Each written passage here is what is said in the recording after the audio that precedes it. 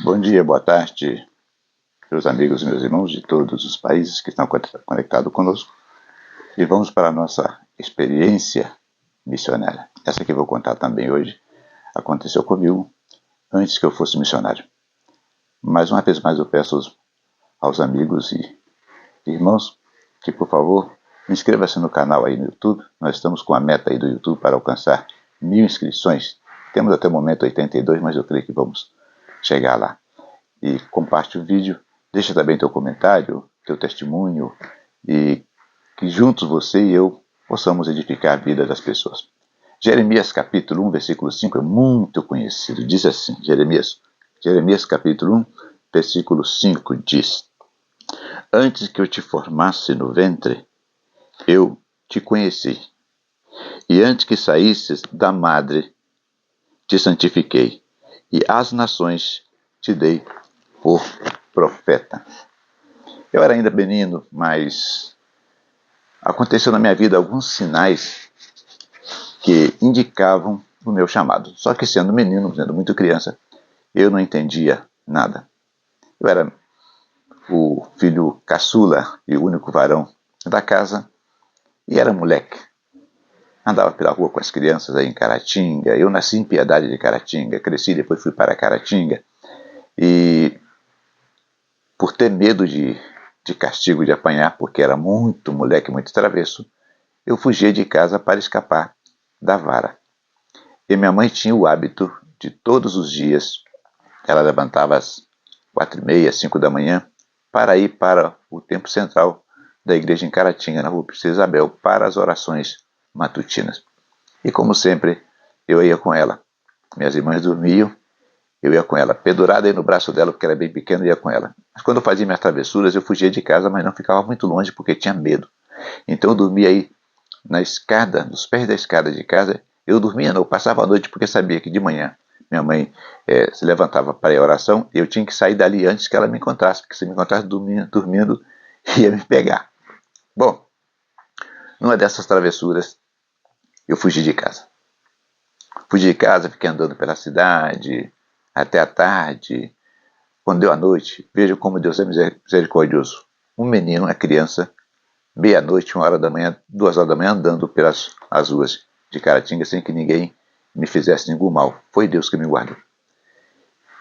Desci a escadinha, sentei, estava meio frio, coloquei as mãos por dentro da blusa, puxei as blusas assim, coloquei até o joelho e fui tentar dormir ali, sempre atento para que antes das 5 da manhã escutasse algum barulho, eu saía correndo para que a minha mãe não me apanhasse aí dormindo.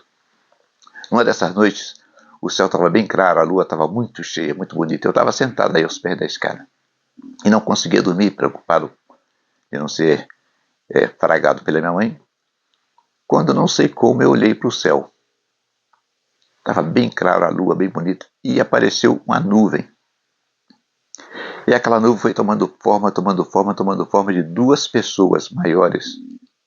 Uma delas tinha asas bem longas e a outra caminhava diante dela. E aquela pessoa que estava atrás, que tinha asas, que parecia um anjo, abaixava-se e tomava aquele véu, aquele manto daquela pessoa que estava andando e caminhavam lentamente na direção direita. E caminhavam. Os irmãos lembram daqueles casamentos antigos, irmãos, que tinham nas igrejas, quando a noiva ia com um véu bem longo e vinham as testemunhas e tomavam o véu da noiva para não arrastar no chão, iam conduzindo, a noiva andando e eles conduzindo o véu atrás. Foi exatamente essa cena que eu vi no céu. Só que era um varão, quem levava o manto, aquele manto era um varão, mas era aquela forma bem clara, bem iluminada, e olhando aquilo até que eles desapareceram lá. E eu fiquei preocupado. Quando eu me dou conta, minha mãe me pegou aí. E aí tive que ir com ela para oração e depois aquela coisa boa. Isso aconteceu faz muitos anos, eu era menino ainda. Nos anos 70, fomos para o Rio de Janeiro, de mudança, e começamos a assistir aí na ADIG. E anos mais tarde, em 87, esse sonho, ou essa visão, esse chamado, começou a dar o seu cumprimento. No dia 27 de julho de 1987, durante um Comadig. Ali, aqueles dias de avivamento, eu vou contar muitos milagres aqui daquela época.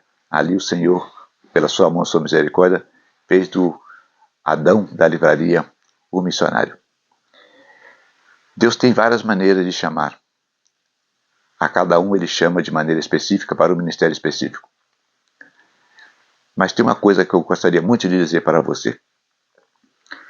Eu já escutei alguns irmãos, muitos irmãos, que receberam sinais do Senhor na sua infância, na sua adolescência, de um chamado, através de sonhos ou de profecias. E essas pessoas estão assistindo ao Senhor, ou assistindo, servindo ao Senhor em uma igreja. E depois saem porque diz, eu saí da minha igreja porque eu sei que eu tenho um chamado e o meu pastor não tem visão. Então eu saí, já que ele não me consagrou nada, eu fui para outra igreja também, não me tomaram em conta, então eu abri minha própria igreja. Cuidado com essa história de abrir a tua própria igreja. Nós não somos dono da igreja. Nós somos a igreja. E pela graça somos obreiros do Senhor Jesus. Cuidado com essa mania de estar dividindo igreja.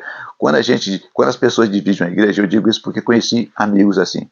A igreja começa a crescer, porque você vai encontrar muitas pessoas que não estão satisfeitas na sua igreja, vão começar a seguir você. Só que, irmão, o que começa bonito, depois dói, e dói muito. Tudo bem, se você saiu da igreja porque as doutrinas eram falsas, ensinava falso Cristo, falso evangelho, parabéns, parabéns. Agora, se você saiu porque o teu pastor não entendeu o teu chamado, muito cuidado. Se Deus chamou você, fica onde você está. Uma vez eu quase perdi a amizade com um amigo, porque eu disse para ele, se não fosse o pastor daquela época que estava na nossa igreja, eu estaria onde estou. Porque o meu chamado não se deve a homens, o meu chamado recebi do Senhor Jesus. Fica firme na fé, fica onde você está e espera o tempo de Deus. Deus abençoe a todos, compartilhe o vídeo, faz a tua inscrição lá no YouTube, ajude para que o nosso canal alcance pelo menos 1000 inscritos. Deus te abençoe sempre.